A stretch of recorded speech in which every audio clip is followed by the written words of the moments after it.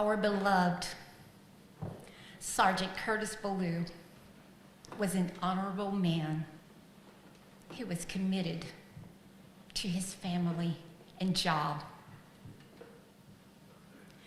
On June 13th of 2017, his life was taken away by two heartless murderers.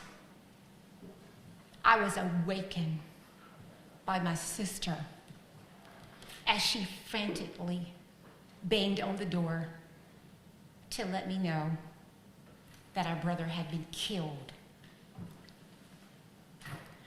For 4 hours, I had to pretend to my 94-year-old dad that everything was okay until all of my siblings arrived so that we could break the horrible news to him. Dad waited almost 4 years so he could see justice prevailed. On May 24th of this year, God called him home. We promised him that we would stand with Kurt until the end. We have emulated Kurt's love for family by standing with him until the verdict was read. I have yet to meet someone who had a perfect childhood. I taught hundreds of students over a span of 28 and a half years. If there is anyone in this courtroom that had a perfect childhood, please stand.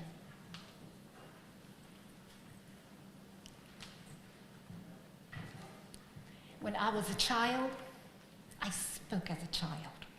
I understood as a child. I thought as a child. But when I became a man, I put away childish things. And that comes from 1 Corinthians 13.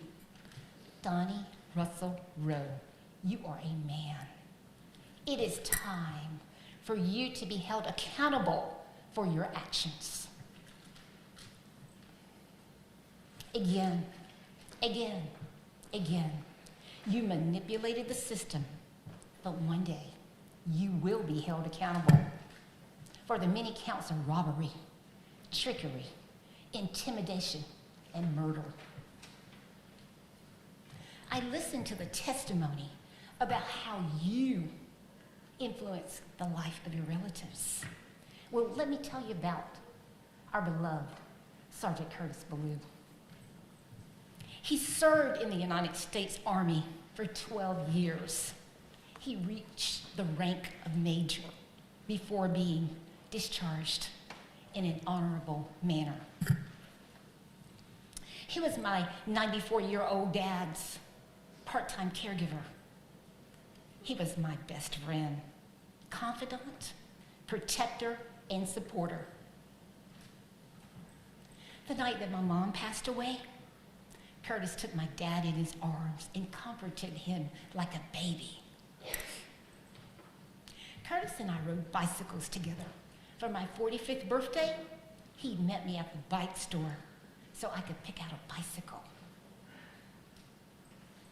One day I made a watermelon smoothie, and it made me so sick that I couldn't even hold food on my stomach. Curtis came to my parents' house and he nursed me back to health. One day, Curtis and we decided to go for a walk, and I fell behind, talking on the cell phone. Out of nowhere, a dog appeared, and he charged after me. Guess who jumped between the dog and me?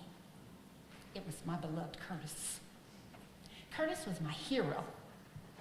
He never robbed, intimidated, or murdered anyone.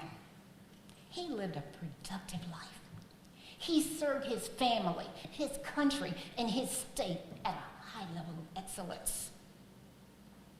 On the day that Curtis was laid to rest, the former Georgia Department of Corrections commissioner said that Curtis was one of the finest correctional officers in the state. Yet you took his life.